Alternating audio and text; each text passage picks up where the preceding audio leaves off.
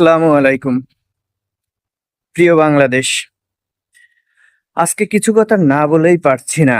13ই November Awami লীগের Dhaka block কর্মসূচি চলছে, কিন্তু আমার মনে কিছু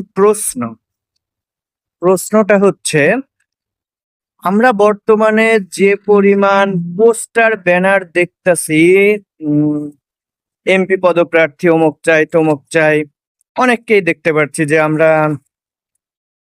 নির্বাচন পদপ্রার্থী এবং তাদের শুভাকাঙ্ক্ষী আছে অনেকেই।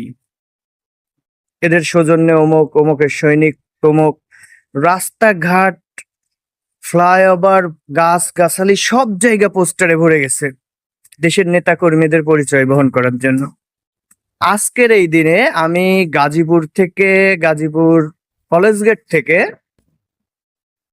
ঢাকা হাউস বিল্ডিং পর্যন্ত আসলাম, সেক্টর 11 পর্যন্ত। বাট একটা নির্দিষ্ট দলের নেতাকর্মী যাদের পোস্টারটা বেশি রোডে, এমন একটা নেতাকর্মীকেও দেখলাম না যা তারা মাঠে অবস্থান করছে যে আজকে এটা প্রতিরোধ করার জন্য, দেশকে সেভ করার জন্য। হ্যাঁ, একটা রাজনৈতিক দল, একটা ইসলামিক রাজনৈতিক দলকে আমি দেখলাম চেরাগালি বাস স্ট্যান্ডে আছে, তারা একটা কর্মসূচি পালন করতেছে প্রতিরোধমূলক। সেটা একটা ইসলামিক রাজনৈতিক দল, বাট এছাড়া আমি কোনো রাজনৈতিক দলকে দেখলাম না যে তারা মাঠে আছে আওয়ামী লীগের সন্ত্রাসী কর্মকাণ্ডকে প্রতিহত করার জন্য। তাহলে এত ব্যানার, এত প্রচারণা, এত সবকিছু, এটা কি শুধুই লোক দেখানো, নাকি শুধু ক্ষমতায় আসনে আসার জন্য? আপনারা দেশের বিপদের দিনে যদি মাঠে না থাকেন তাহলে কি হলো ভাই? আমরা সাধারণ জনগণ হিসেবে তো এটুকু চাই আপনাদের কাছ থেকে, যে নিরাপত্তা। বাট আজ কোথায় আপনারা?